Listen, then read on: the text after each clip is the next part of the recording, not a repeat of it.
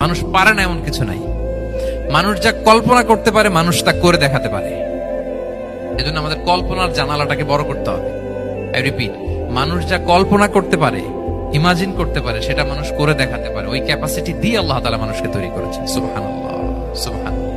লাকাদ খালাকনাল ইনসানা ফি আহসানি তাকওয়িম। এই ব্রেনকে খাটিয়ে মানুষের কত ইনভেনশন, কত ডিসকভারি, মানুষ সভ্যতার পর সভ্যতা বিনির্মাণ করেছে।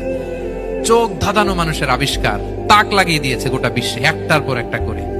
আল্লাহ এমন ভাবে মানুষকে তিনি তৈরি করেছেন। লাকাদ খালাকনাল ইনসানা ফি আহসানি তাকওয়িম। চমৎকার অবয়বে, তার দৈহিক অবয়ব যেমনি সুন্দর, তার বুদ্ধিগত, তার চিন্তাগত, তার ইন্টেলেক্ট, এটাও তেমন সুন্দর, এটাও তেমন চমৎকার।